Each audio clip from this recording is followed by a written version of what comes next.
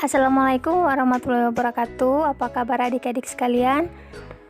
Semoga dalam keadaan sehat walafiat ya. Kita lanjutkan pada pembelajaran yang kedua. Kemarin kita sempat membahas bagaimana cara mengonstruksi makna tersirat dalam sebuah teks anekdot ya adik-adik sekalian. Ya, jadi kita masuk pada bagian kedua, yaitu menganalisis struktur dan kebahasaan teks anekdot.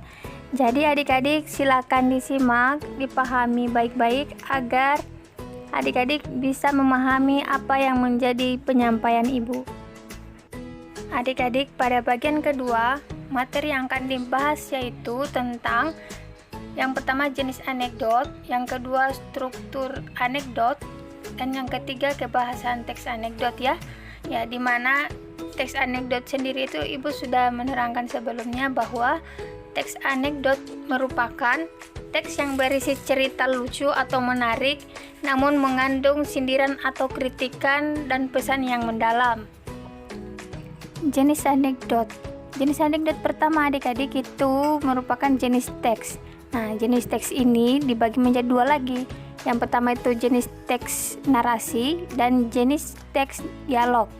Ya, jenis teks anekdot narasi ini berisi tentang narasi atau penggambaran cerita yang biasanya itu di awal kata berupa pada suatu hari atau pada hari itu dan sebagainya.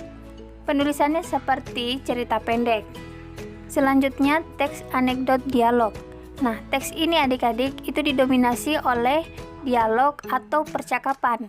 Nah, penulisannya itu seperti skenario atau naskah drama.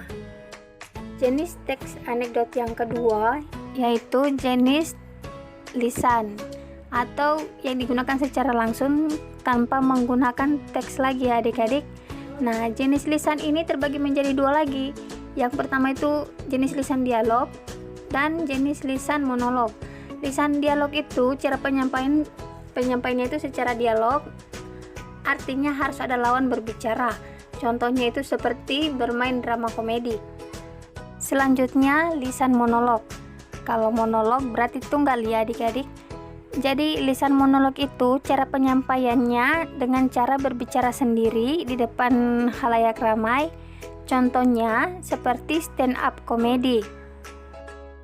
Selanjutnya kita masuk pada bagian struktur teks anekdot. Jadi struktur teks anekdot itu terbagi menjadi 5. Yang pertama itu abstraksi, yang kedua itu orientasi, ketiga krisis, keempat reaksi, dan terakhir yang kelima adalah koda. Di mana abstraksi itu merupakan pendahuluan yang menyatakan latar belakang atau gambaran umum tentang isi suatu teks. Yang kedua itu orientasi. Jadi adik-adik perlu ketahui bahwa orientasi ini merupakan bagian cerita yang mengarahkan pada terjadinya suatu krisis, konflik, atau peristiwa utama. Bagian inilah yang sebenarnya yang perlu adik-adik ketahui bahwa orientasi ini yang menjadi penyebab timbulnya krisis. Nah, selanjutnya yang ketiga itu krisis. Krisis atau komplikasi adik-adik merupakan bagian dari inti peristiwa suatu anekdot. Pada bagian krisis itulah terdapat kekonyolan yang menggelitik dan mengundang tawa. Yang keempat itu adalah reaksi. Reaksi merupakan tanggapan atau respon atas krisis yang dinyatakan sebelumnya. Jadi adik-adik, reaksi yang dimaksud dapat berupa sikap mencela atau sikap menertawakan. Nah, yang terakhir adik-adik itu adalah koda. Koda merupakan penutup atau simpulan sebagai petanda berakhirnya cerita. Nah, adik-adik, di dalamnya dapat berupa persetujuan, komentar, ataupun penjelasan atas maksud dari cerita yang dipaparkan sebelumnya. Bagian inilah biasanya ditandai oleh kata-kata seperti itulah, akhirnya, demikianlah. Keberadaan koda bersifat opsional, bisa ada ataupun tidak ada.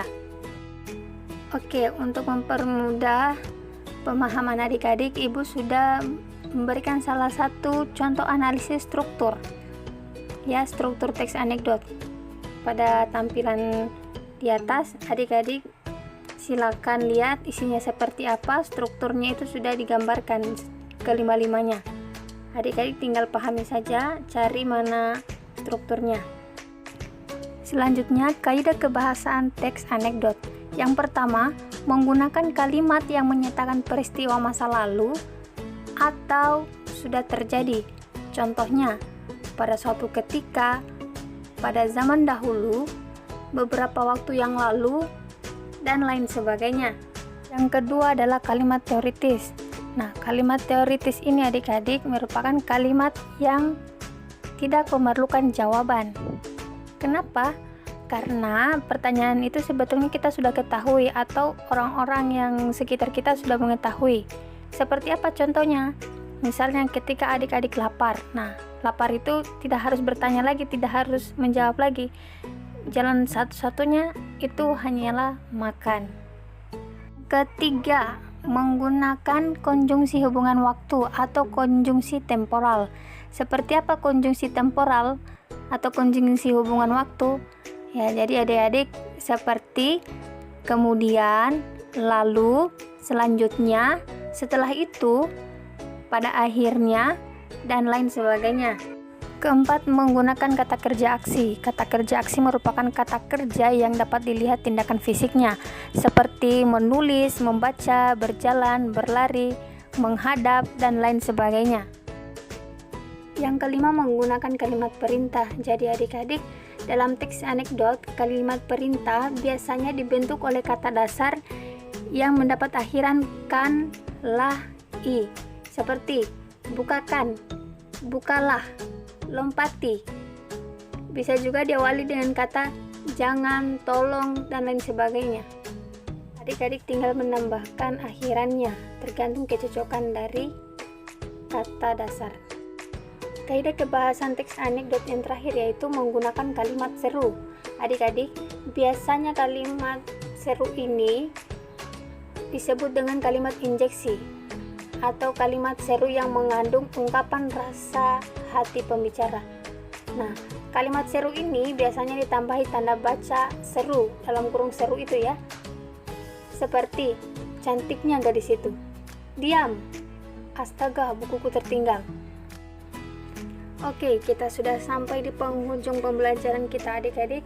Semoga apa yang Ibu sampaikan bisa diamalkan untuk adik-adik sekalian. Semoga bermanfaat. Akhir kata dari Ibu, wassalamualaikum warahmatullahi wabarakatuh.